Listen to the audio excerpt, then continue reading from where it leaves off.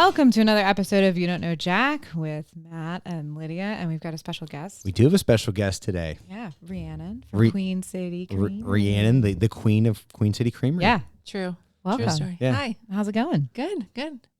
First podcast? Yeah. Thanks for having me. Yeah, anytime. Oh, we're absolutely excited. You know, Lydia gets sick of just hearing my voice and me opining on everything. That's not true. You have such a nice voice. No, I have my moments. You do. You do. I have a lot of moments. Yeah, I mean, I am the brains, he is the talent. So that's how that works. That's sort of how it works. That's how we keep him coming back. How did you determine that? I think it was just because we certainly fell in naturally to this role. And we also certainly realized, much like Reggie Jackson, I did not come to this podcast to be a star. I brought my star with me. Yeah, that's exactly what happened. So that's how you become the star. You know, that's how you become the talent. Got it. It's kind of an ego thing, you know. Yeah.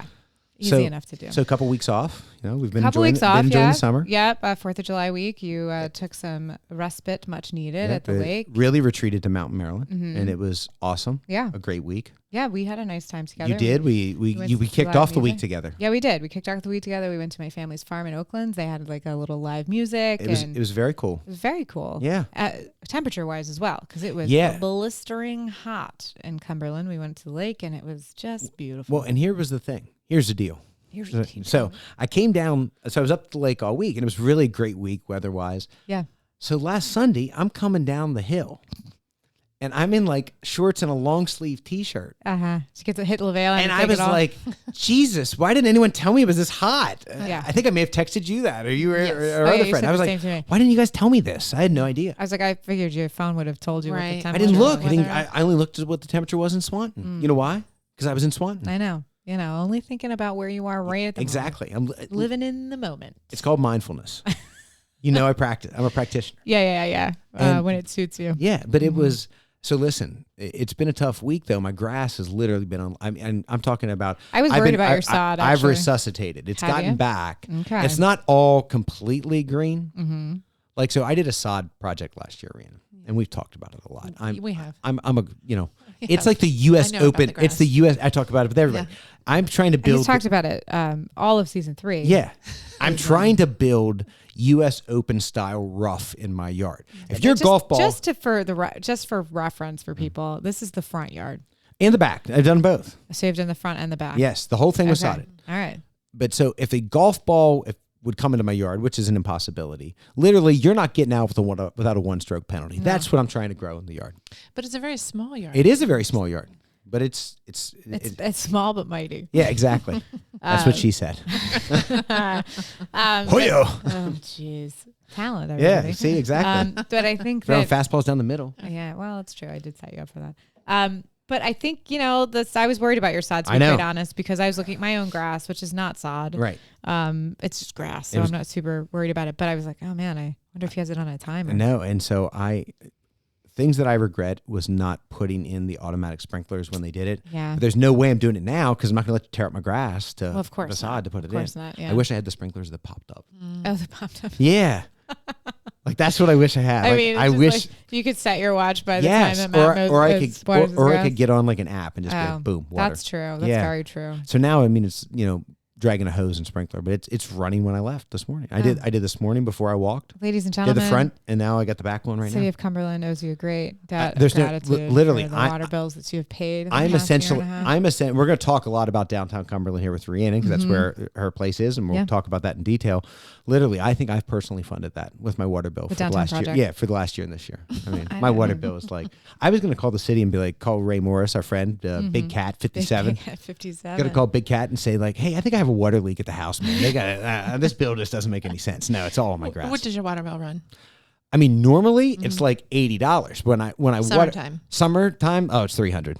Whoa, all day that's long. A big jump. Really? Yes. Wow. Last year, especially now, I watered. That's a lot of money for something that you can't eat. I watered a lot more last year because you needed it to like I had to put half an inch of water a day on it. That's insane. That's a lot of watering. That's a lot of water. I'll tell you, last year we had French marigolds. They were very delicate and kind of like wimpy, and they didn't do well. Sounds like me.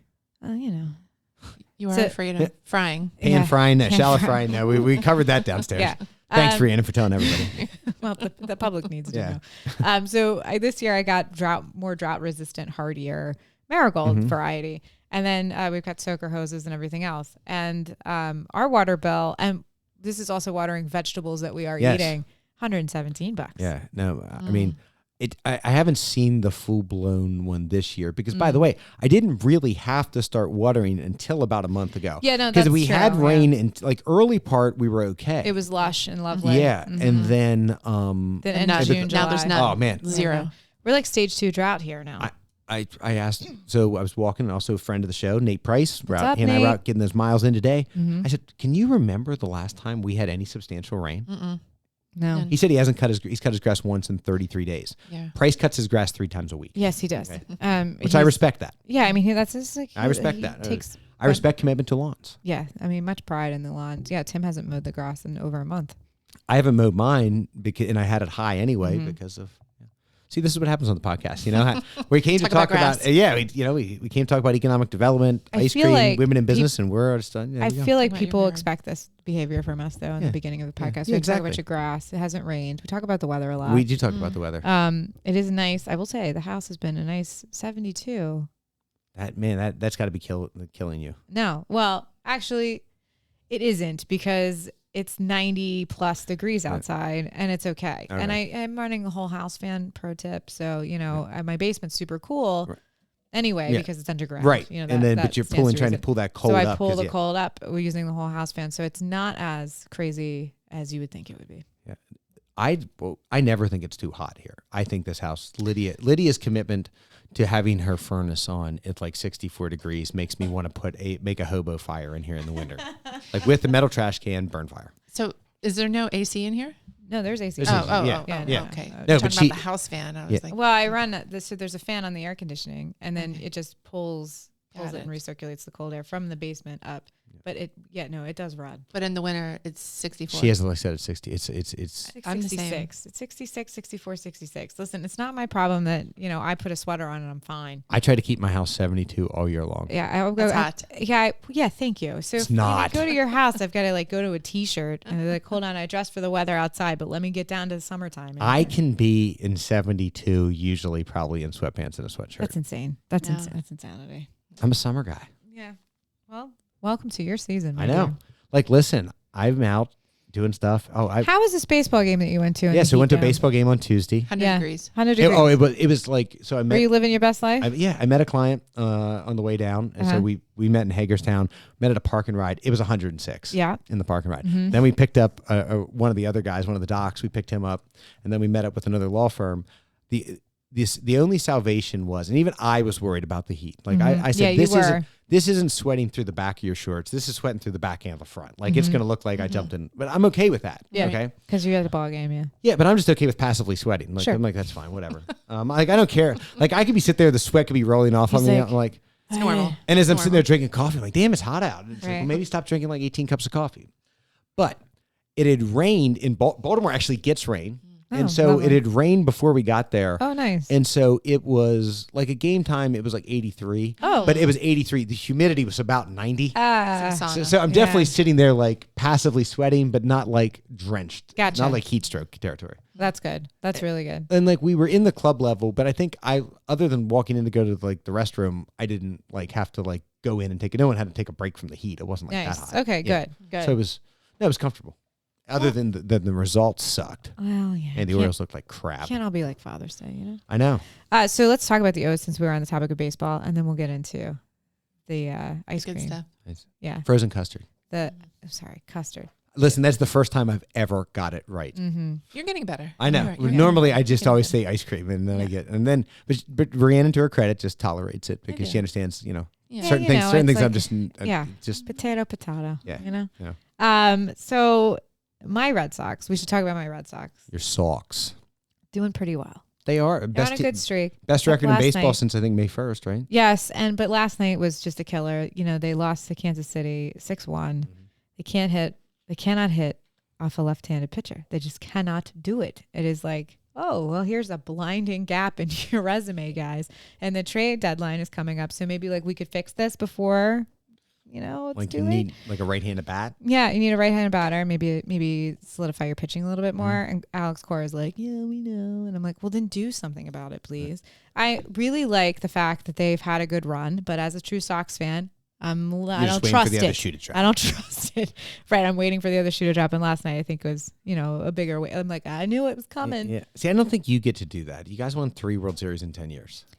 I do get to do that because because I had a lot of pain and suffering until that point. Yeah. I was not like 10 years old when they won. I'm not saying that you were, but I'm saying you think after 3 World Series in 10 years, you doesn't matter. Listen, I've grown up with this mentality, especially with the Red Sox, that the curse.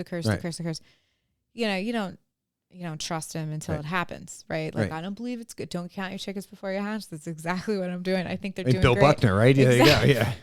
Yes, yeah. Bill Buckner. That is like don't do a Bill Buckner. Yeah. So that whole thing, and then the All-Star break is coming, which is sort of like, okay, guys, you had a good streak, you lost this thing. Now the All-Star break is coming. Where you're only 5.5 games back, but you are still just barely in the mix to get the wild card for the playoffs. So like that's where we're at. So it's still tedious territory here for my Sox. And they haven't played well against Baltimore. No, they haven't. And for good reason. Baltimore's a great team. And we've said, even though the Orioles are struggling right now, lost 4 straight. Okay. But they're still number 1. But the Red Sox know they're going to have to come through Baltimore, and they don't match up well with the Orioles. They have not, at least thus far, and really the last 2 years, they've not matched up well with the Orioles. But they did beat the Stankies. So they did. No, listen. As I said to you, I texted you. So I've never cheered harder for the Red Sox than I'm cheering right now. Yeah, and I was very, very happy about that because I was like, yes, I got him. Yeah. Got him after 4 years. Yeah. But no, it's one of those things where it's just like, okay, Sox, I see you. I think this is great. But sad, really. No, I just think it's it's a typical New England thing. Yeah, and then in Baltimore, tempers flared last night. Oh my God. Orioles lost 4-1. Heston Kjerstad got hit in the head. Mm-hmm. I don't think that was intentional. I don't either. I don't think baseball players are out. I mean, it's not like vengeance like it used to be. They're not headhunting. No, they're not headhunting. And I think that, the weather was a factor. Yeah. It started to rain. It was humid. It started to rain. Grip was definitely a factor. And it just got out of control. The manager for the O's Hyde had a point. Like his player got hit in the head.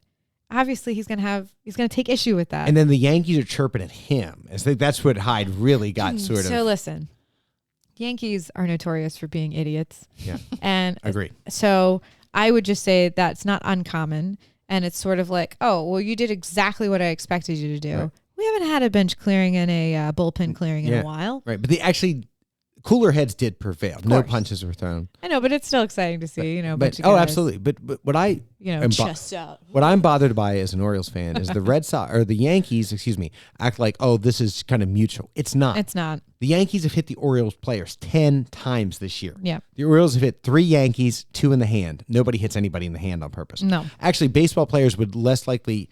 It's the same as the head. They're not going to hit you in the head or the hand because that really can impact your ability to play. Your bones get broken in the hand if you get hit, and obviously the head. Yeah. So, no, if they're going to hit you, they're going to hit you in the hip, they're going to hit you in the side, they're going to hit you in the back. That's tuchus. It's like, the rear end. It's like when a guy gets hit in the foot, no one's aiming for your foot. That's called a slider or curveball that just runs in. It just went weird, But the Yankees, this is what they do. Mm-hmm. It's like, hey, I think they were playing against the Red Sox last week. Somebody from the Yankees totally Cadillac a home run. Uh-huh. And then Garrett Cole serves one up, and the Red Sox, it may have been Devers or someone, absolutely Cadillac back, and he's waving at the guy I'm like, dude, the Yankees, here's what the Yankees do. They act like they're the guardians of all things right in baseball. They're the keeper of baseball tradition, but they simply refuse to see when they do it. It's like, oh, I didn't notice that. You know what I mean? It's like, I didn't notice that. The rules don't apply to them. Yeah. So, they apply to everybody else. Listen, anybody that plays for a team in the 2024 that cares about how long your hair is and you have to shave. And you got to shave. Yeah, I got nothing for you. I don't like it. Yeah. It's like, do the Yankees have that rule? No. Oh, yeah, you can't have, listen, I am not playing for the Yankees right now. There's no way. No way. Maybe clean it up, bud. Haircut, shave. So it's like you got to have your hair can't be too long and you can only have a mustache. Yeah. That's the only facial hair you're allowed to have. No goatees, no beards. And you know what I say to that? Yeah.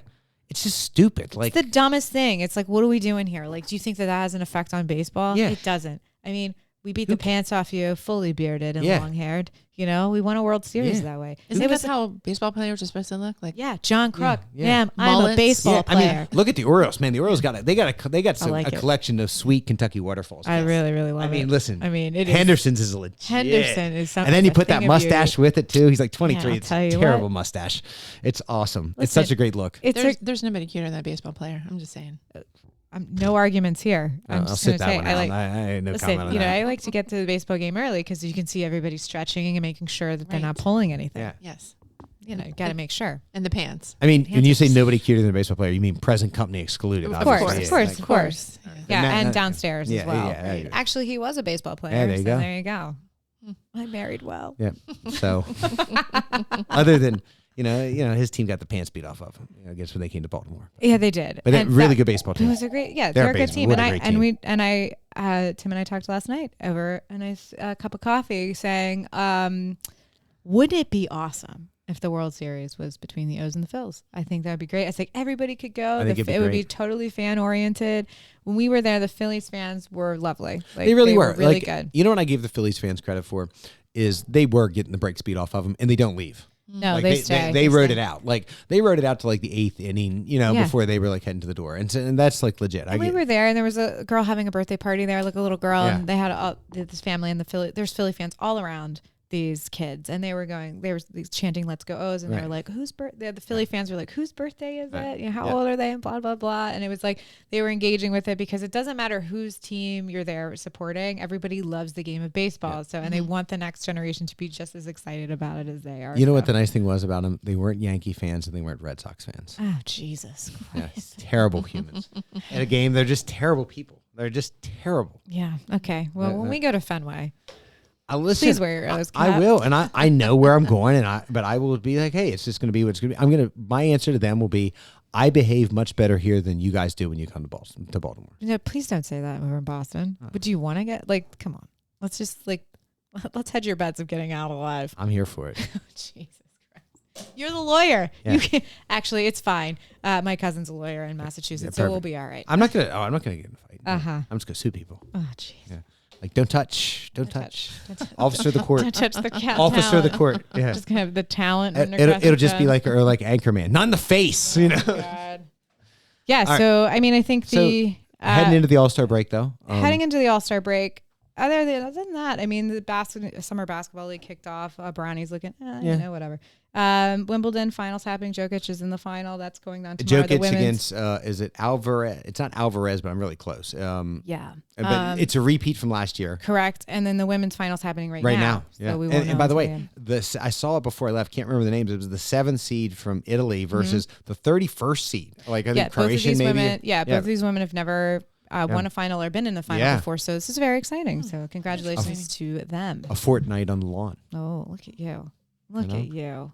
That's Pim's cups and delicious cocktail, by the way, especially if you're at the lake. A Pim's cup. Have you ever had? I have not. Delicious. There you go. Learn something new every day. That's good. Let's shift into something more exciting. So Rhiannon, yes, we want to talk to you, and so Rhiannon. For people who are listening worldwide here, big worldwide, big. Oh, absolutely, right, everywhere. Tell people, what's the name of your business? So I own Queen City Creamery Scoop Shop, and we are located in Cumberland, Maryland, down in the historic district. Yeah, and you just moved new locations, right? We just moved, and the street that we moved to is under major renovations. Which is a good thing. And it's been going on for like 10 years, literally. I actually sat at a meeting when I was 40 and they were talking about redoing the street. Yeah. And we said, realistically, when will this be done? And they said, in 10 years. I said, I will be 50 years old. So it's not, and I'm almost 50. It's not going to be quite 10 years. Yeah, we're almost there. Yeah. So we ain't almost there. Yeah, we're almost 50. No, we are not almost 50. Well, yes. Yeah, I know. It's okay. Just ignore him. I think that, this project has been in the works for a really long time. And a lot of local people thought, this is going to destroy, we're going to open up the traffic, blah, blah, blah. But when you basically say to them, no, dude, we have like wood water pipes we got to kind of address. Literally wood. Yes. Yeah. Literally wood. They found wood pipes. Yeah, I know. And it's like, we've got wood water pipes and we've got some sewer infrastructure. We got infrastructure issues that, how do you get to this? You got to pull out bricks. And it's all been done. It's all been done. All that's fixed. And all that is fixed. And it's been done relatively smoothly. I will say that, the downtown business community, like you said, was given 10 years of notice that this was going to happen. Did we know a global pandemic for 4 years was going to be thrown in the mix? 3 years. Yeah. No, we didn't. But otherwise, I feel like people have adjusted. Yes, yeah. I feel so. Yeah. I think most of the businesses, some of them were against it in the beginning. And I think that everybody has come around to see that it's going to be a good thing. Because when people say or ask me, do you think this is going to help? My answer is usually, it can't be worse. Right. It can't hurt. It can't hurt because the downtown mall is not hustling and bustling. No. And it was. But I feel like it could be. I feel like this is going to, for sure. I always tell people when they say, like, I don't like the fact that people are going to be driving downtown. And I said, okay, when you go to a new town, you get off the interstate, you're traveling, and you need to see what's open, if there's a bite to eat, all that kind of stuff. Are you parking your car in a parking lot and walking 2 blocks to the center of town to figure that out? Or as you are getting off the interstate, are you driving to see what is available so that you can make a decision and then park? Yeah, because that's exactly, look, it's not going to create, so we're talking about downtown Cumberland, Baltimore Street which is would be Cumberland's version of Broadway, right? Yep. It's the epicenter, it's the heart of it. Right. It's the main street. It's the main drag, right? And so there's not going to be that many parking spots on there. No. But I think what Lydia is saying is absolutely correct. Now you drive up through there. Hey, we see Cafe Mark. We see Baltimore Street Grill. We see City Lights. We see Lefty's, which is opening soon. Lefty's Pizza. DH's. We see Queen City, right? Queen City Creamery, right? Like Wheels Up. Wheels Up. Yeah. And it was like, okay, let's park the car in the lot, and now we'll walk back over a block, and we got options. Yeah, and then where we eat, and then once you walk down, then you can see, there's Ottaviani and the book center, and the arts, the Ferlman Art Gallery and stuff like that. So I think that's good. Yeah, and hopefully the Wheels Hotel gets going. I think it's going to be it's a boutique hotel. It's going to be integral to getting to really. It's kind of a linchpin. It's one of the corner lots. It's a great spot. Yeah. So Rhiannon, tell them where. So you're up. I still call it the McCrory's building. You're right by the McCrory's building. Yeah. That's where you are. Yeah. So we're right on the corner of Baltimore and was that George Street there? Yeah. Right across from M&T Bank. It's a great location because we will have a lot of parking because there's the lot right at the end. And this is the first time that I can remember in my life really thinking like this is going to make a difference. Yeah. Because I have very vague memories. You probably don't remember. I remember the McCrory building. Like, you remember? Like escalator. I can remember. That's what like my brother. Diner. There was a diner in there. When my brother and I were little, like my aunt and my grandmother would take us down. Literally, I just play on the escalator. Yeah, and then all the things like all 100%. The night. Yeah. That's my what mom's you did. like, you all right, on the escalator. We're going in there. Or there was a diner in there. Yeah. You could get like. But she would just go up and down the escalator. 100%. Right. Yeah. So this is the first time I can remember like thinking this is going to be great. Yeah. Because we've tried other things in the past and nothing's really seemed to work. Well, I think that I remember talking to somebody else, an older person that was saying when they first did decide to do the bricks, which the mall opened and all the cornerstone businesses in the downtown moved to the mall. Right. And that kind of killed the downtown. Yes. But they said, they at one point wanted to enclose the entire downtown. Have you heard this? No. They wanted to enclose the entire downtown. So it was sort of like an inside walking mall. And I go, that sounds terrible. Yeah. I'm glad that didn't happen. Right. And the only thing they did do is put bricks down to make it like a walking mall. Yes. The problem with that is, again, you're cutting off traffic. So you're cutting off the most direct route through the town. Yeah. And then also distributing, to see if things are open or what exactly it looks like. Mm-hmm. By opening that up, it's great. And I think, foot traffic and traffic is really was going to make the difference. I agree. And there's so many buildings downtown that I've never really paid attention to, but now walking and all the trees that have been cleared and replanted, but you can see the architecture, which you didn't really pay attention to before. Yeah. And I think a lot of people had issues with the trees, and the city did a good job about saying, hey, if you want, we'll dig up these trees and you can take them and plant them in your own yard and take them with you and the plants and everything else. They made a really good effort of doing that. So it wasn't like you're just throwing away these trees. No, come get them. You want them? Take them. But they did pick trees now that have a thinner canopy. Yes. That you can see the architecture. And you're right. Like as soon as they cleared that entire downtown and you saw those buildings, you're like, oh my God, we were really hiding the best features of our town. Yes. And like the old neons and stuff that they used to have. I hope they can get those up. I did like that's part of it. So I don't know if you're talking here before. My aunt, was the president and CEO of the Fort Cumberland Hotel, which was a legit like marquee hotel. I mean, it was like big time. Absolutely. And they put the Blade sign back up that looks very much like it used to say when it was the Fort Cumberland. Now it's whatever it is, the Cumberland Arms. Cumberland Arms. But they put if you see it, it's called the Blade sign on the corner, and that's what was at the Fort Cumberland Hotel. And they designed it exactly like it. I think it's really cool. Like I think we need. And so I used to be on the Historic Preservation Committee, and I think that we absolutely should be putting more neon like that 100%. Up, that retro neon again, I love because the neons. I love them. It's just that was the highlight of that mall was not the 1950s and 60s. Yeah. That's when that place was like the hustle and bustle. I mean, everything was there. I mean, the Peskin sign is neon. There's a neon sign on the Lazarus building that's open till 9. Yeah. And then they also have the embassy marquee, which I think is a real tragedy that they haven't restored the embassy marquee, because that just would be absolutely amazing on that deco building. And that's the other thing is you can walk downtown and you can see different eras of when these buildings were built and the different styles. And I know that there at one point I think there was an architecture tour, and the Fort Cumberland Hotel has mermaids at the top of the building. That it's like a super fun thing that, especially when we have younger kids in our family, I was like, do you want to go see the mermaids downtown? They get very excited. And then I say, oh, they're look up. Right. Yeah, but there's some just wonderful buildings. And if you haven't been up here in Mountain, Maryland, we all certainly encourage you to come, but especially when this is really up and running. We're thinking October, November. End of It sounds like maybe a soft opening in October. I know they want our buddy Governor Moore, to come up and for the grand opening. Yeah. Walk it. But drive it. but if you're there even now in July, you can see it now. Yeah. Like you can. The last couple months, you've been able to see it. Yeah. You can see what this is going to look like, and I think it's just going to be great. I think the Center Street is a really good example. Center and Liberty Street. Yes. Where they lay the bricks, you can see what the parking's going to look like, and you went, oh, cool. This is now. Now I can see it. Now you can see exactly. And I was doing the same thing. Yeah. I was just at the Baltimore Street Grill. Shout out to them. On Thursday and Thursday night, and I was like, we parked on Center, before it was blocked off, but you're looking down, you're like, oh man, it's just come together. Yeah.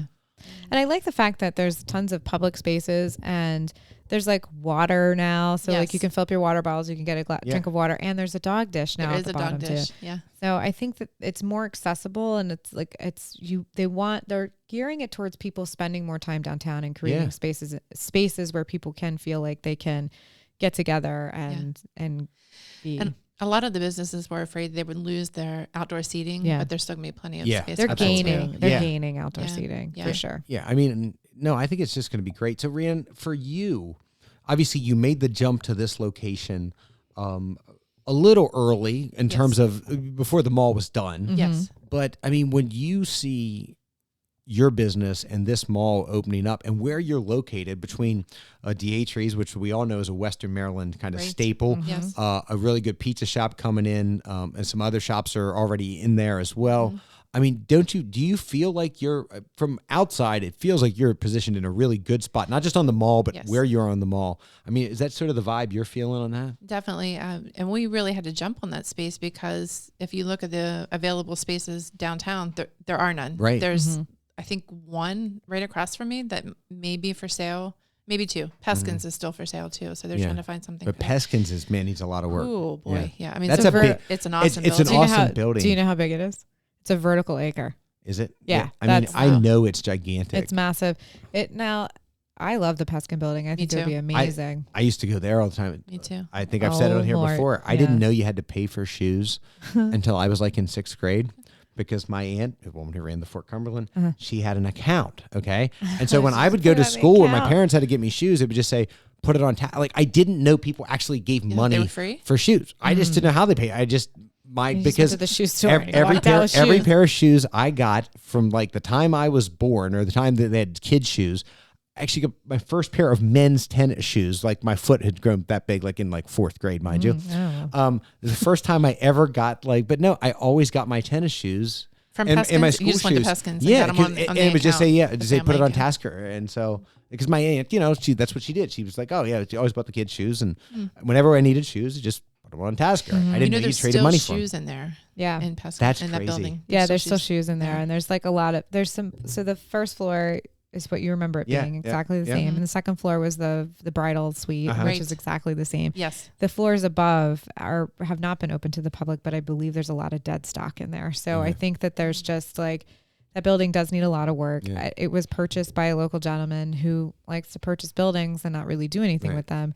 And so he's not really maintained it or made any improvements. So that's a sad state of affairs, but it definitely would be a great commercial residential situation. Yeah. It's the old YMCA. Yeah. So before it was the Peskins, it was the original YMCA of Cumberland. Yeah, but it could be, but it's like you're gonna dump some serious coin into that. Yeah. Like it probably needs somebody to take it, and they're gonna have a true public-private partnership to 100%, do it. Now, I am of the belief that when you do like a private-public partnership, that doesn't mean that the government gives you all the money and you reap all the benefits. Like you got to put skin in the game. Yeah, of course. Much like we've seen from Garrett Egan, who we've had on, he and Chris Hendershot. Yeah, those boys put skin in the game, and they've really done some nice stuff. Yeah. But they've put their own money in. Yeah, and they've gotten benefits, but they've done. Garrett's been on with us. I think at least. Maybe once, twice, maybe. Yeah, I think so. We talked about his sheets habit. Yep. Yeah, Garrett's like addicted to sheets. I think he's been to sheets like 700 straight days. So shout out to our buddy Garrett. Oh, every day? Yeah, yes, every day. Every day. Fun facts. Is it something different that he gets? He has this like great. So I said, listen, it's very good. He's very posts. good. Very good with his posts on Twitter. You should definitely check those out. But also, like I said, well, hey man, I don't eat meat and I don't do stuff. He's like, not a problem. This is what you do. He's telling us both, because we're both like, we don't need it. Yeah, we don't eat this, and he's like, not a problem. This is how you order it. This is what you do here, and we're like. I am a fan of sheets. I'm not gonna lie. But he takes it to a whole nother level. I don't dislike sheets, but it's been like I don't know what day he's on, but it is a staggering day. Streak. And he gets like shout outs from sheets. Like they've sent him stuff. Like he's like he's got some serious swag. Yeah. But it makes sense because he's on the road a lot. Yeah. But it was we're talking about the Peskin building. Like hey, obviously. I'm not their lawyer. I'm not their financial advisor. But like, no, Garrett and Chris be wonderful guys to get that because we've seen they have a track record too. Yeah. And and I know people have looked at it but just no real takers. No, because it's a lot of effort, and I think it's a lot. Like the building that they took over had some work already done to it, and the spaces were kind of already delineated, and so when you were talking to them. You were like, okay, got to put a drain in and like all the things that you needed in order for it to be a production space and a scoop shop. So I feel like that was great because you got in on the ground level when they were making those things happen so that you have a customized space for exactly what you need. Okay, so by the way, Garrett, as of 21 hours ago, was at day 1259. Wow. What did he buy yesterday? Did he say? So yesterday, and so by the way, we're going to have to drop Garrett, make sure we get him in here on this one. So Garrett ate a breakfast melt with ham and Swiss pretzel melt. So it was on a pretzel bun. Oh, yeah, those are delicious. Scrambled egg and ham, and just a simple addition of voodoo seasoning on top. He said a great pick here. So he has a Z scale. Yeah, he has a Z scale. So he scores everything. So he scored a 7.4. Okay. Which is a good score for Garrett. Yeah, I think so.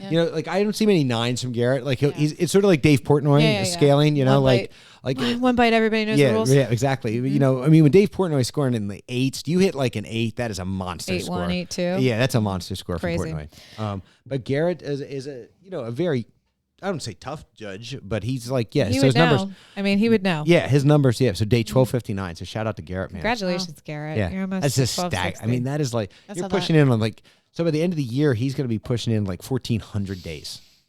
So that's crazy. Yes. Crazy. He never 4 to 5 years. 4 to 5 years he's been doing it. So he does it like, and he's going to like, but he's on the road, because he shout out Cartridges Galore, got multiple stores, got Froyo. Mm-hmm. So he's got different places. Like he's in Altoona, this and that. He's like in the heart of Sheets country. So it's not always like one of the Cumberland Sheets places. Well, maybe he can get Creamery into the Sheets. I have tried. I mean, it seems like you got a connection there. Yeah. Yes. So speaking of which, it's a great lead-in. So thanks. Rhiannon, people, you have your moments, Lydia. No, she's not the brains for nothing, folks. But no, Lydia, Rhiannon, we just talked about the scoop shop itself, about the Queen City Creamery scoop shop. But man, you can get your product, your frozen custard. Got it right. A lot of different places in the area. Correct. So where all can you get, like, generally, I know there's too many to tick off, So but if you're going to go on a Creamery tour, yes, and you want to support the Queen City Creamery by purchasing at every location that you're at. How many locations do we What think? does that look like? So we, oh gosh, I don't have a number, but I would say probably 20 to 25 different spots. And there's a wide range. So we have our brick and mortar. We also have our seasonal shop, which is located at Rocky Gap, the Hawk's Nest. Yep. We sell a ton there. I mean, it's actually, it's insane, the amount of frozen custard that we go through there. But then you can go to, like, you know, a local convenience store. So we're up in like Westernport, McCool, Oakland, little like rinky-dink convenience stores. Even the markets here around here, right? Yes. Yeah. And then, so this is the newest, biggest deal that we got. So we're at our local Martin's in Cumberland and also in LaVale. And I just spoke with them yesterday, and they're really happy with our sales. So that we're going to be adding more stores during their reset next year, which will take place in February. So that's awesome. Yeah. That's amazing. Yeah. So we're not quite sure which stores. We were looking at Kaiser, but we're not sure if that's a good fit for us, but we're still looking. And then also Kaiser native here with you. Right here. Shout out. Greater Kaiser. Yeah. Greater Kaiser. Greater Kaiser. Not really. I was just in Kaiser yesterday. Hey, friendliest town in the USA. It is. Home of John Kruk. So they say. Home of John Kruk. Yes. That is not an opinion. That is a fact. I met John Kruk once, actually. Yeah. I've met Kruk, infamously at the Dapper Dan dinner. Very nice. The last one he was ever invited to. I think somebody yelled at him in the market when I was a kid, and I was like, "Who's that?" My mom's like, "That's John Kruk. He's a baseball player." Yeah. I was like, 2,000 hits or so in his career. You know, 300 all-time hitter. Yeah, great pretty guy. Good baseball player. Great guy. Yeah. But but you're looking at that area. Yeah. So, and then we're also looking into like Hagerstown and just things kind of like in our radius, right. 2-hour radius. So maybe Hagerstown, maybe Frederick. But you're going to Frederick already, right? Aren't you at the? We're at the Frederick Keys. Yeah. Nice. Yeah, which is awesome. Yeah. This is our 3rd year there. So we have a great relationship with them. We had been in Orioles for, a hot second. Yeah. Hot second. That's supposed to be a long geographic run for you too. Yeah, it was. Yeah. And also the Nationals, we did them for a season as well too, but that was a temporary job, which we knew going into. Right. So, so we're kind of all over the place. But we also talked about your Jimmy Joy's, which is outside of Hancock. You're at Locust Post, another spot.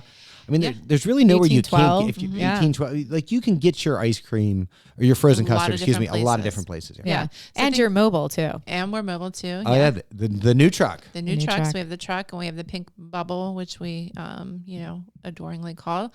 And then we have some carts and things like that too, which I hate to use, but I will use because that's how I feel like I'm going to die one day, is that I'm going to be run over by the cart. Hey, it worked beautifully at Roy's graduation party. And ice cream got clobbered. I'll tell you, you're everywhere, which I think is amazing. And here's the thing, ice cream, custard, ice cream, anything frozen, sorbet, because you also make sorbet for us non-dairy eaters, which I totally love. We do make non-dairy. So it's sort of like you're hitting every point that people love in the summertime, especially. Go through a breakup. What do you get? Pint. You get a pint. Yeah. Eat the whole thing. Eat the whole thing. Yeah. Nobody judges you for it. No. In the summer, you're eating fresh peach custard, which I hear you sold out of. We sold out of, that day. If we do anything like that fresh, and people, we try to use local markets. We got those in Romney because our peaches aren't available yet. They're not ready. Not ready. And then you've got Leaning Pine Farms raspberries. And Mount Savage. Yeah. Nice. Yeah. No, so I mean, and Rhiannon, do you think there's a benefit? I mean, not just the economics, but do you think it's just kind of that Carva thing coming around? Like, hey, I'm going to support local; they support me. Like, I mean, it's definitely it's totally on brand for you to be that. You're invested locally. Yes. But I mean, do you just think it's just one of those things you just should do, even if it's 50 cents more a pint? It's just worth it for you. Absolutely, because people see that and they know that we bought that from a local farm. So they're going to come out and support it. Yeah. And I also think if you travel and you go to a store and it says locally made, you're buying that. Right. Yeah. Because you're just like, and if it's locally made, it's not, the shipping is not there. It's fresher. Right. It's a fresher product. I mean, look, Ben & Jerry's is everywhere, right? But I can get the same Ben & Jerry's everywhere. Right. Mm-hmm. So, if you're in the market, if you're in here in Mountain, Maryland, or wherever you are, and you see something that's like local, it's I mean, it's the same. It's no different. And I think you know this better than I do. I feel like the ice cream frozen custard is maybe slightly behind, but it's kind of almost doing that like the local beer thing. 100%. You know, where like, you know, where people don't want craft. It's a craft. Yeah, the craft. People don't want to eat just Haagen-Dazs and Edie's and like they want to just like, you know, hey, nothing wrong with like a Miller Lite or a Coors Light or a Budweiser, but it's like, hey man, I want to try local stuff when I'm traveling. You're like Ben and Jerry's Jenny's, which happens to be from Columbus, Ohio. Jenny's, North awesome. Market. But so, you know, you've got those boutique ice cream brands that are really starting to come out. Graters also, but they don't come out of Ohio too often. Yeah. But, you know, you've got like these really good ice cream things and you're right there. Yeah. Do you think, but are you seeing that sort of like the ice cream frozen custard is sort of the new craft beer kind of thing? And that's sort of a vibe I'm getting from it. Definitely. And the cool thing about us too is that since we, you know, I stock the shelves literally myself. Right. So when I go in, I see what's selling, and I also look at the other brands like Jenny's. She's right on top of us on our shelves, and Ben and Jerry's and Haagen-Dazs. I look at their flavors, and we can put in whatever we want. Right. So they have, you know, maybe 6 flavors that they continuously stock, always the same. We change ours up, and we can put like somebody will send me a message. Hey, can you put cake batter in the store? Right. Yeah, we can do that. You don't need to put vanilla in. Everybody's got vanilla, right? We never put vanilla in because everybody has vanilla. So we do fun flavors. Yeah. So Tim bought butter pecan last night, just so you know. Score 1 for the Creamery. So, how many flavors do you think you make on a? I mean, what's your normal rotation? So in the stores or in general? No, in general, like what do you what's your, I mean, I know you have some flavors that you might not make very often. What would you say your general rotation? Because it's a big number. It's a big number. So we have about 200 flavors. Now, do we make 200 flavors? Right. No. I mean, we can. Right. Every once in a while, we'll pull out that crazy flavor that we haven't made in a long time. But in our stores, in the retail stores, we have about 25 different flavors that we rotate through. And then in the shops, I would say there's probably a good rotation of about 50 flavors that we're going through on a regular basis because we do our monthly calendar. So we have like a flavor of the day. So you can look at the monthly calendar, you know, on July 25th what the flavor is going to be. It's on your website. It's on the website. Mm-hmm. What is the website, by the way? The website is queencityscoopshop.com. Okay. And Lydia did my website. See, just, man, it's, you know, it's all.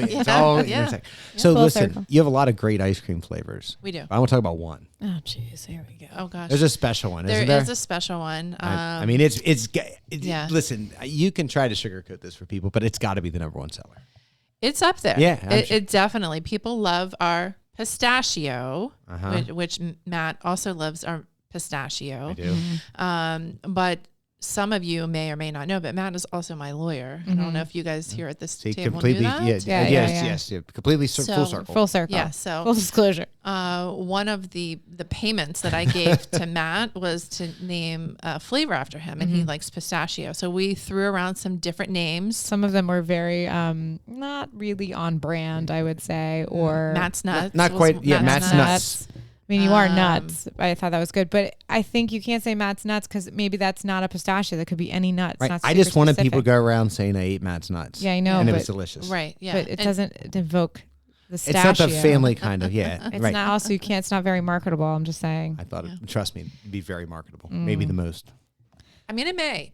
People like that kind of, but maybe they think like mixed nuts. Maybe it's like peanuts or walnuts or whatever. Not pistachio. Doesn't scream pistachio. It doesn't. But you know what screams pistachio? What scream? Mattstachio. There you go. So the ice cream at the Creamery, the pistachio is referred to as Mattstachio. Yeah. And in case you wonder where it came from, now you know. Now you know. Yes, yeah. Boom. Because when I do post it, Mattstachio, people say, what the hell is that? Right. And I'll see it pistachio. I'll see it like in parentheses pistachio. Yes. Yeah. So I told someone this. They did not believe it. That it was named after me. And then it was actually posted as the ice cream flavor of the day. Yeah. And they're like, Jesus, you weren't kidding. And I'm like, I told you it's named after. I also, and I put the new calendars up. I'm like, hey, your day's Wednesday or whatever. Yeah. I give him a date and he's like, I don't need that. I'm trying to lose weight. I don't need this. I don't need the Mattstachio. Everybody's trying to lose weight. Yeah. Well, somebody just asked me today, what do I have to do to get a flavor named after me? I was like, well, it takes a lot. It takes a lot. It's a lot. It takes a lot. Yeah. You can always submit your flavor. I mean, have you ever thought about doing like a flavor, name a flavor kind of competition? We haven't, and other scoop shops have done that, and it's hugely successful. Yeah. So yeah, it's fun. But you did something earlier this year, because I don't know what the age range is. Essentially, if you're like at least in your early 20s to teenagers, everyone seems to have a Stanley Cup. You did something Stuff like your Stanley. Yeah, Stuff your Stanley. Yeah. And I mean, we steal ideas from other places all the time, and that's just what you do, right? You know. And one shop did that, and now every scoop shop that I've known has done that. And it makes sense. It's a thermos, you know, and you can. My daughter went down. I mean, Rory. Oh yeah. Yeah. So we did it on our second day that we opened, right? So our opening day, crazy busy. And then second day, we decided to do Stuff Your Stanley. Mm-hmm. And it was literally the busiest day we've ever had in the history of Queen City Creamery. Nuts. It's amazing. Nuts. Those freaking cups, man. I don't get it. Like, I don't really get the whole cup thing, but I know. Hey, whatever. You have like teenage daughters. Do they have them?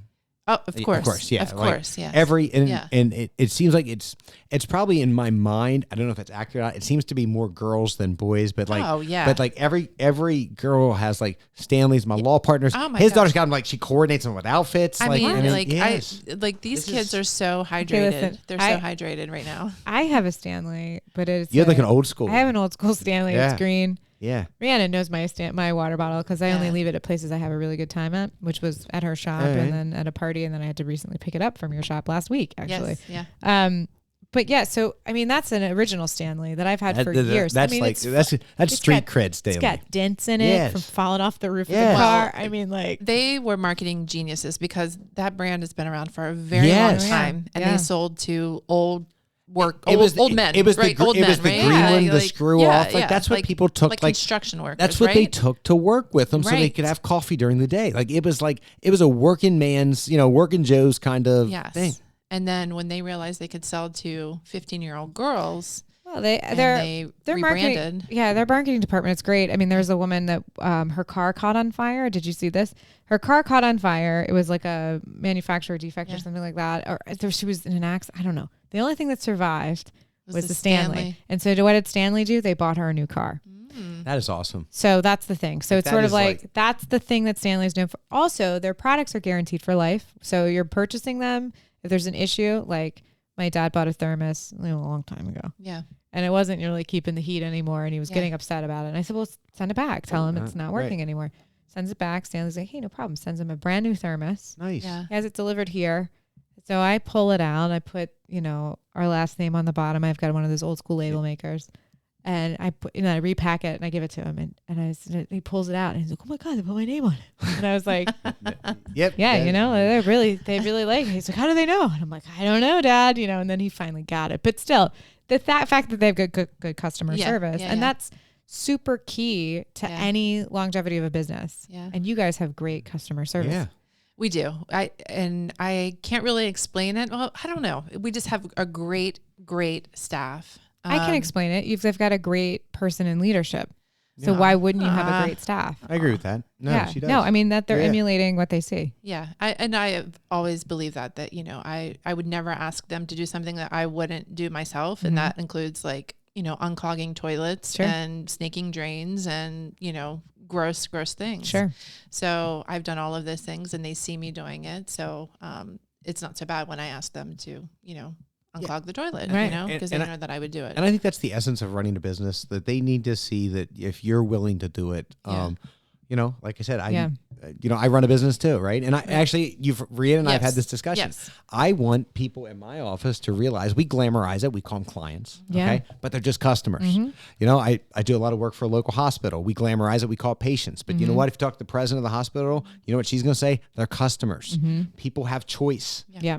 And they have choice on where they go to a law firm, where they go for healthcare, where they get ice cream. And, and I think that's important. And it is leading from the front. Are you willing to, in my office, right? When it snows, I'm out shoveling. Yeah. Why am I shoveling at this point in time when I have, younger folks that work for me? Well, why am I doing it? Rhiannon, the same reason you're doing it, because it has to be done, right? It has to be done. But I think that's... You lead by example. Yeah, but I think, and Rhiannon, I think I think Lydia's 100% correct. I think that's why you have such a dedicated team. And, you're selling something that inherently makes people happy. Yep. And so, but the only thing that's going to not make them happy is your folks, right? It's a bad experience. Like no one goes in and says, "Oh man, I'm going to get ice cream. This is really going to put me in a bad mood." Unless somebody, exactly. It's an experience, and that's what I tell the staff there too, and which they know and they live by. When customers come in the door, we want them to have a good experience. So as soon as they come in, they are greeted. Even if we can't get to them right away, hi, how are you? I'll be right with you. These are our flavors. If you want to have a sample, just let me know. And and we just want to make sure that their experience there is great and they're going to come back time and time again. Yeah, and people don't get. And you have a business that generally people don't get mad waiting in line for. Right. No. You know, it's oh my God. Like it just builds the anticipation and the excitement. And that's that's a wonderful thing. But again, you're also doing it the right way, right? You're not like, hey, I don't know when we're going to get to you, pal. Right. But if you're like, hey, they see other people sitting there with the ice cream or outside with the ice cream. It's like, hey, it's cool. I'll wait in line. And also it drives engagement from people just being in the space together.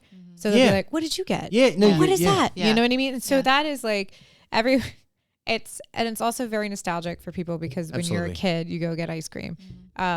And then so you're just like, okay, if I was really good, I got ice cream. Right. Or if you're like, or something happened. I won a baseball game. Or you had to get a shot. Or exactly. It was a reward or a celebratory experience. And I think so people automatically. It is nostalgic. It's very nostalgic, but like also very cool. And it's a safe space too, which I think is nice. So Rhiannon, I wanted to, as we've had you here and we really appreciate your time, I want to talk to you about one other issue. And it's not just about the business that you're doing. It's how that business is, how you're fostering, how you're learning to run a business. You weren't a business person when you started down this trail. No. And talk about some of the mentorships that you've gotten, most notably Tori Burch, right? So tell us about that. So it's probably one of the most amazing experiences that I've ever had the pleasure of having. So a year or two ago, I applied for the Tori Burch Fellowship. And enlighten people like me who didn't know beforehand. What does Tori Burch do? So Tori Burch, if you don't know who she is a notable fashion designer. So she does everything: clothes, shoes, accessories, sunglasses, the whole deal. I think she's like homeware stuff, like house literally everything. Literally everything. So she worked in the fashion industry, and then I guess about 20 years ago started her own brand. And when she started Tori Burch, she came from a place that most people do not come from, and that she had $2 million to start this business from prior businesses that she and her husband at that time had. So she realized that most people, when they were beginning, do not have that kind of funds to begin. The startup capital. Right. And even with that amount of money, she still had to really just cold call people and ask them for money. This is what I'm trying to do to start my brand. And so she was able to get enough money and enough investors. And she knew starting out that her main goal and mission after she was established, and she said that she wanted to be hugely successful and make a lot of money so that she could start a foundation to help other women entrepreneurs who did not come from a place of starting with $2 million. And that's the background of it. That's the background. By the way, Tori Burch does make some really cool products. There's a pair of sunglasses in the Green Glade Cove. There is. Yeah. Our mutual friend was, if you want to go diving in Green Glade Club Cove. You could find $200 sunglasses. Our mutual friend looked like amateur hour riding the Wave Runner. She wanted to throw the kids off. Yeah, thought she wanted to throw the kids off. And then I looked down, and the next thing I see is the Wave Runner still kind of drifting. It's no longer under power, and there's no one on it. And but the only casualty was Tori Burch sunglasses. Sunglasses, yeah. Okay. So in the bottom of Deep Creek Lake, if you want to go look for them. Yeah.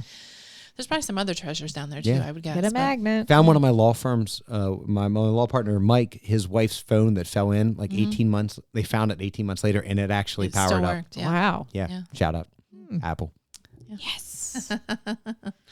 No, but so tell us about what you did and how Tori Burch has helped your business. So I was, I interviewed and was accepted. I was part of the 2023 class. So she selects 50 women every year, entrepreneurs. Nationwide, right? Nationwide. Yeah. It's highly competitive. Yeah. So it was a huge honor, and I still can't believe that I was picked. But we can, but keep going. But it's been the most amazing year of my life, and I'm so sad that it's over. But as they tell us, it never really ends, because now we're just alumni and we go to a different, different class, whatever. But so we had access to professionals in marketing and financials and storytelling. And the whole point of the whole fellowship was at the end that we were pitching to investors and advisors that are just interested in women-owned businesses and becoming a part of it. So the whole part of the fellowship, or the whole point of the fellowship, was to get us prepared to sit in front of these people that potentially would want to buy into our business and see us go to the next level. So it was really the most amazing year. I can't even really describe it. I was part of a cohort of other women that were in the food industry, because I'm a food person. So we met weekly. We had Zoom calls with these marketing people, financials, probably bi-weekly. It was very intensive. It wasn't just a lot of these It's wasn't just something to put on your resume. This is a working project. It's a lot of work. It's work. It's a lot. Yeah. As part of the alumni now, I have a buddy that we call, that she's part of the 2024 class. And we just had a call this past week, and I told her it's very intensive. It's a lot. You have to commit to it. But it's so worth it in the end. Yeah. So worth it. We're all super busy. But I always found the time for these calls, because it's invaluable what I got from this. Yeah. I mean, really. I just think it's really cool when somebody does what Tori Burch did. You know what I mean? To give, hey, I want to be really successful, and I want to make a bunch of money, but I want to make a bunch of money to make other people money and help other people be successful and help other people recognize their dreams. Yes. And it's not being a me person, being a we person. And the thing about her too is that she really flies under the radar. She does not like attention. She's actually an introvert. Yeah. Right? You can't post pictures with her, right? Even if you have a picture with her, she's very kind of guarded, right? Very guarded, yeah. And so she's not doing it for the fame of it, or the glory of it, the notoriety. She's really doing it just to help other women, which is incredible. I think she's a good person to acknowledge the fact that she's I'm lucky, and not everybody else is lucky. Yeah. So how can I make other people, how can I even the playing field a little bit, which I think is really, speaking about women-owned businesses, is hard to do, because much better than it used to be, but it's still an uphill battle. Total uphill battle. Yeah, that's what I was going to ask you guys, because look, I have a different perspective, right? And Lydia has heard me say this multiple times. I will say, I have no idea what it feels like to be a woman. I have no idea what it feels like to be a person of color. Okay. Yeah. What I will always say is I'm a white guy. I can't change that. And it is what it is. Right. And I'm okay with it, but I understand people have different perspectives and different responses than I do based on what they've been exposed to, their gender, or how they identify, or their ethnicity.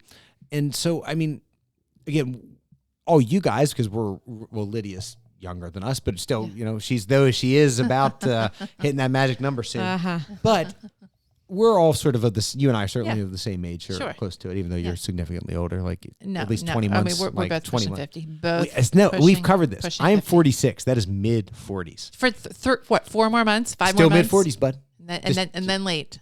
She's 48. That's late 40s. I'm mid 40s. I'm just going to put it out here. I look older. I said that I'm in my mid 30s until I hit 40. Yeah. So. Okay. But no. But my point is, so we don't know, because we're the same. How much harder it must have been for women. We certainly make that assumption. We've all seen the news, heard the stories. So, Rhiannon, let's say if you and I were both doing the same business, how much harder is it for you than me? In your perspective, again, we're both doing an ice cream custard shop. We're both doing it the same kind of town, same scenario. We get the same sort of plan. Yeah. How much harder do you think, from your perspective, is it for you simply because you're a woman? So one of the things, just to reflect back on Tori Burch, so one of the things that being a part of the program that she offers is loans. So a 0% interest loan that you can qualify for, because they realize how hard it is for women to be approved business loans. Do you know what year it was when women could get a business loan without a man signing? What year? 70s? 80s. 1988. Yeah, 1988. Wow. Yeah, it was. Yeah, Jesus. It's much later than you think. Yeah, and that man, like, so in 86, it could have been your son. Right. Your son, you had to have your son sign for you so you could get a business loan because he was a man. That's crazy. I know this because my mother owned a business, and she started the business in the 70s. And so, so she, in order for her to do it, she had to have backing from men, even though she was like fully independent and was running the whole show. Yep. And she was now, the men in her life were obviously very progressive and thought this was ridiculous. Right. And they just were like, whatever you need, take it. But that's not always the circumstance or the situation. No. And it's still, there's still that stigma. Yeah, and also you can get you can qualify for federal grant, distinguishment that you're a minority, because women are minorities. Right. Yes. But in order to do that, that cost is so significant, and you have to fill out so much paperwork that it is like it is a barrier to get that. It is. So do you still see it as a challenge? It sounds like you do, and certainly Tori Burch certainly recognizes it. Yeah. It's still harder. Again, the example we're working from, you're saying, Matt, you're going to have an easier time getting a business loan than you are. Absolutely. So that's one thing where it's going to be harder. Absolutely. Yeah. But if you look at research, the return on investment of women-owned businesses is this is higher. proven. Yeah. This is facts. Like that doesn't surprise me at all. Yeah, way higher. Yeah. And I say this all the time, that you may disagree, but that women are better workers. I think they're better multitasking. I believe that. I do not think. I certainly don't think they're a lesser worker. Let me I think it's probably independent. Now, listen, I think my daughter is probably more responsible as a ticket taker or whatever she's doing than probably a boy is of that same vintage. Right. You know what I mean? She just is. And so I can absolutely, that doesn't shock me that you would think that. I think in my world, I think you're dominated by women. But but now I'm talking about my business world, though. We're still all professional. So I think we all hold ourselves to a standard. Sure. You know?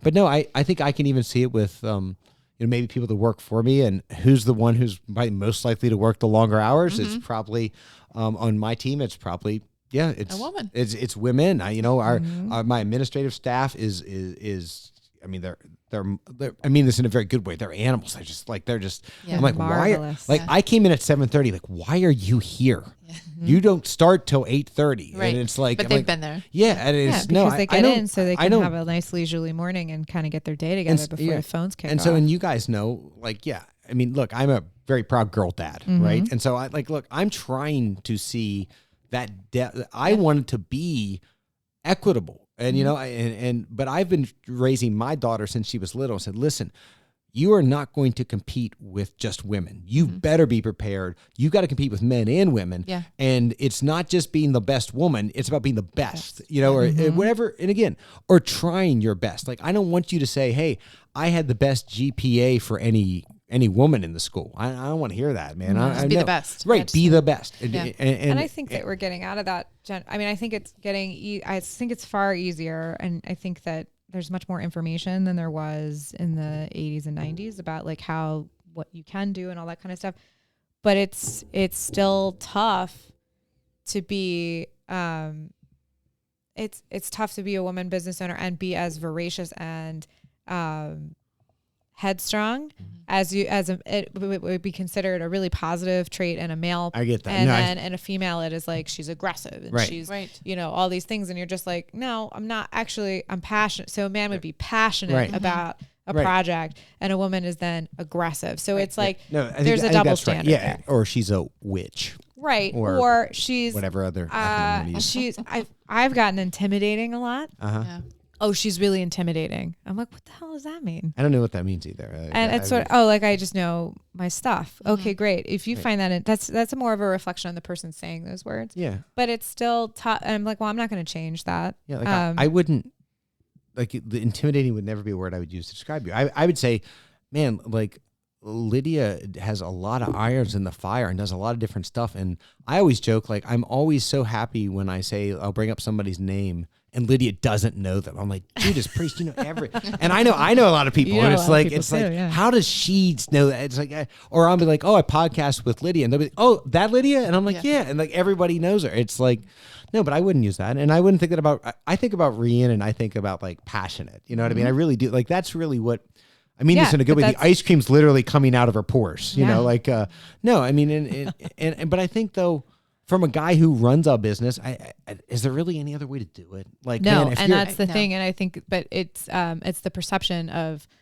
It's all about the terms you use when it comes to the same traits. Totally. And I think that's the newest thing you have to overcome is sort of like, and also I think as you get older, you say, my favorite line is other people's opinions of me are none of my business. Right. Because if you worry about everything else, everybody else thinks about you, then you lose focus of who you are and what you want to do and what your goals are. And it really doesn't matter what other people think of your particular goal forward. Because that's what your focus is. Right. And that's super easy to get off that track. And, you get roadblocks that always come up in business. And always distractions. And I think is if you can like recenter yourself and be like, okay, I spent 30 minutes on this. Is that really what the best use of my time? Right. No. So, but everybody does it. Yeah. Listen, we have a lot of discussions in my office. I'm like, man, this doesn't feel like the highest and best use of my time. Right. Like after I'm doing something, I'm like, God, why am I like, what was I? Like, I'm like literally moving loaded file cabinets. Okay. That we have to move with a dolly. And like my law partner, Mike, and I'll be moving them around, and I mean, like literally like sweat running off and like in dress clothes, of course, trying to move these around. I'm like, man, and we'll look at each other, man, like, what are we doing? Why didn't we hire somebody to do this? Well, why didn't you take the files out of the cabinets? Because that just takes even long. It really does take that much longer. I understand, but like, and you're limited. I know, but it's like, but no, but you always try, I think when you're running it,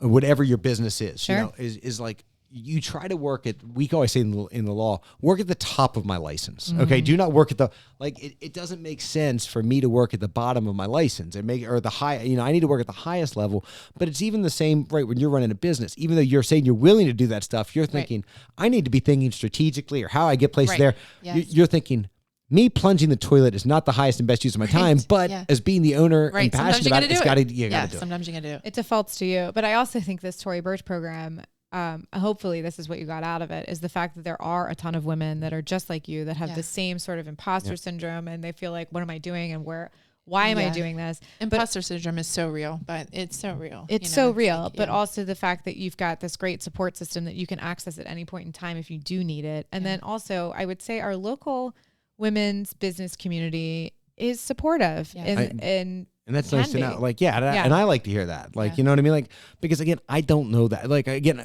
I hope it, but you walk in from a different perspective. Like, and I would be like, and I think that there's a lot more women-owned businesses or co-owned businesses, like husband-wife teams that you, and the wife is like the day-to-day or whatever. Or has grown into that. Yeah. I think there's a lot more women in this town running things than I think people realize. Women-owned businesses are way outpacing men-owned businesses. I absolutely believe that. Yeah. And but I think what you guys said, and I don't disagree with about the success of women businesses. I think it is again. I'm gonna stereotype. I think women seem to have a better ability to multitask. Because I watch it happen. Okay, we can certainly find things. I don't know what it is with I used to work at Dig Deep Brewing. A lot of dudes there. Yeah. And they would say, I can't find the receipt tape. Yeah. And I go, it's if you go into the office, second shelf, third basket. Yeah. No. Go in the office. Oh. And they're like, oh, there it is. No, I do think looking for it for 20 minutes. But I think it's, and again, stereotyping again. I think it's when I've seen women running businesses, and hey, we do buy and sells for lots of businesses, women and men. I think what I see is that probably the women that I come across, business owners, is that commitment to the detail. Because it is detail oriented, and doing my job is extraordinarily detail oriented. Okay, and you're trying to explain, especially to young attorneys and young male attorneys, like, man, the details matter. Like and I think it's, again, totally stereotyping. I have no idea. I think it's just innately women just tend to focus on that in a very good way, more than I have. I think it's because we have. we have to work harder. And there's different expectations. 100%. Like we are expected to be moms and nurturers, and we're expected to be strong and wives and girlfriends and do all of these things that aren't necessarily expected of men. And I know that they have a different set of expectations too. And I realize that, but I think there's just so many things that are expected of us to be, successful. And it's also like, okay, you have the same degree, doesn't matter. Right. It's like, oh, can you, when I did orthotics and prosthetics, it's like, how can you do that? I mean, do you have the physical strength to do that? Because I was like bending metal and stuff. Yeah. I'm like, yeah, dude. Oh, it used to be very hard for women to get into orthopedics residencies. Yeah, of course. Because the joke always was that they're not the smartest doctors that become orthopedic surgeons. They're just the strongest or the biggest. Mm-hmm. Because it used to be so much of the traction. And like, I had a friend whose wife is now at a children's DC as an orthopedic surgeon, but didn't match her first year. And it was because she was like 4'10" and weighed 95 pounds. And it was that stereotypical thing. Mm-hmm. So no, it's always, like I said, I like getting that perspective. I hope people like getting that perspective, the men that are listening to the show, because I think we have to ask these questions, and we have to look at it that way. Yeah. And ultimately, and to have an understanding. My goal is to say like, and my mother never would say like, I own this business or whatever. But the example that she gave me was like, oh, I own it. Like, yeah, my mother owns the business. Great. She's never said to me like, well, you're a woman and you're going to have to work twice as hard. She's like, no, your expectations, you need to be the best. Kind of what you're doing with Rory. Yeah. And it's sort of like, oh yeah, it's like, that's expected behavior. The behavior I saw is what I emulated in my business and the family business and now my own business. Right. And so I feel like, I would love it to just be like, it's a non-issue. Oh, you own the Creamery? Yeah. Oh, you happen to be a woman? Cool. Like it's like not the top of my list of questions. And again, to put a bow on it from a male perspective, I think it's getting better in that sense. And again, just from where it's not as, I think we're just used to seeing, women own business and be successful. It's just going to be a business. But no, exactly. And well, I certainly hope we get to that point. Yeah, I mean, I want to, and it's just like, I don't really want to have to know like, oh, hey, that's a minority owned business. That's a black owned business. No, it's just a really, just a really good business. Mm-hmm. Now I understand. Now listen, I am, as we know on the show, pretty progressive. So I absolutely understand why we have certain incentives, because those folks, be it women, be it minorities, be it veterans, well, women disabled, are minorities. Yeah, well, I think they're right. I fall into both categories, but I'm saying that we have to give them certain these things because they've been denied. It's the reason you said you can't get a frickin' loan until the 1988. So I think that's we just, but I hope we continue to evolve. As like I said, girl dad, right? And that's what, and I think it's important for people to understand that that's like one of the barriers to success for women, and they've overcome that year after year, and they are the fastest growing sector in the business community. But it's also people like Tori Burch who took that initiative to say, look, and other people also to say like, look, if I'm going to be successful and I know I'm going to be successful, then how can I bring other people up here with me?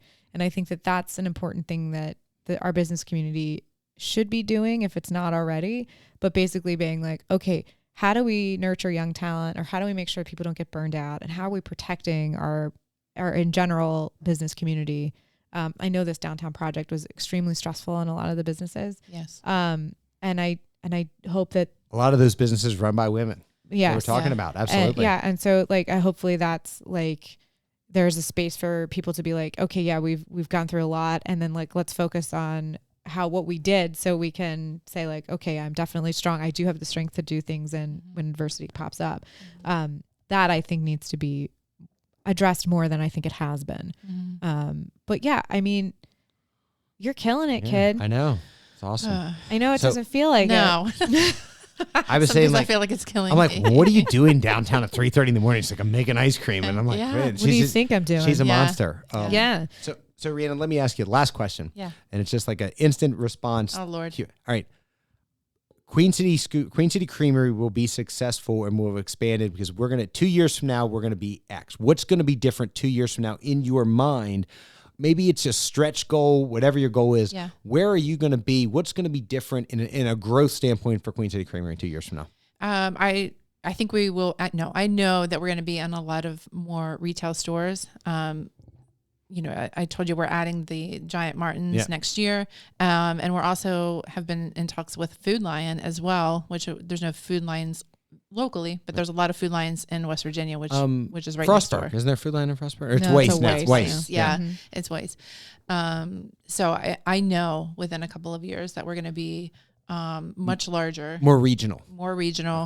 And the goal is to be someone like Jenny's. Jenny's started as a small scoop shop, and now she's nationwide. I've never had Jenny's. I feel like Jenny's started in North Market. I'd be cheating on Rhiannon if I had Jenny's. Yeah. So I mean, Jenny's didn't name an ice cream flavor after me either. No, they didn't. Not yet. But Jenny's almost went bankrupt too. They did. Yeah, they started in North Market in Columbus, Ohio. Wow. I grew up eating Jenny's. IO. So they started there. That was really great. They had really fun, crazy flavors. Yeah. They started as basically just a market stall. Yeah. And then they've expanded. That's and they almost went out. Yeah. And they went down to a very small stall at North Market and then rebuild. So you tell me I should try it or not? Am I going to get? Yeah. I've never had her pints out of the store, but I've gone to a scoop shop before and it's really good. Yeah. And they're all over the place? The scoop shops are all over the place. Yeah. They didn't used to be. So so Grater's is an Ohio staple of ice cream. Yes. And they when she first opened, she was like, I mean, I think I might be she wanted to be on par with Grater's, and I think she's actually succeeded and gone further. Awesome. So we all get to watch and learn and see where Queen City Creamery ends up. She's already given us her website, but give it to us again. What is it? QueenCityScoopShop.com. Thank you, Lydia. You're welcome. So that's episode 22 of season 4 in the books. Yes. So Rhiannon asked us before we came on, and we ticked off the list already. But Lydia, so if we tell you this is episode 22 in season 4, that sort of leads you to understand that there was 3 previous seasons and 21 previous episodes. We would hope, yeah. So Lydia, where can you find both this episode, if you found it already, or going forward, if you want to listen to the ones. We're on iTunes, Stitcher, Amazon, Google Play, Spotify, Audible. Love Audible. iHeartRadio, Deezer, Player FM, and Samsung. We're also on YouTube. Right. I mean, you can also find us on Facebook. Yeah, you don't know Jack Pod. You can find us on Twitter at JackYDK. Yep. You can find us on Instagram. Yeah, we're at JackYDK Pod on Instagram. Okay. Is that every place? I think we've ticked most of them off. But you can have like Alexa or Siri play us. Or your mom. Or you get your mom to turn it on for you. Yeah. So listen, if you found us because of our friend Rhiannon, listen. Subscribe. Now listen, we don't always talk economic development. As you saw, we talk about sports, but we do talk about economic development. We talk about elections. Mm-hmm. We tend to be Maryland-centric, but we're not always talking about Maryland. We just kind of talk about whatever we want to talk about. Yeah. Marylanders do love Maryland. I know. We're very proud of being from Maryland. Best flag ever. Oh. I mean, it's not even like, it is not even like close. Yes. Oh, fun fact, you can find the Maryland flag on Rhiannon's pints in the market. So like, you should maybe check that out. That's even a reason, like more of a reason. Even more of a reason. A little Easter egg, if you will. Absolutely. That was Lydia's idea too. That's awesome. That was a great idea. Awesome. So listen. So again, episode 22, season 4 in the books. Yep. Lydia, if they want to tweet or X directly at you, X, whatever the hell he calls it now. It's Twitter. We're calling it Twitter because that's what it is. His mom will call him Clay. I'm going to call him Clay. That's exactly right. So go ahead. Where can they find you? At RTL Pod. And they can find me at JMGGMPG. Rhiannon, you use a lot of social media stuff with the Creamery. Yes.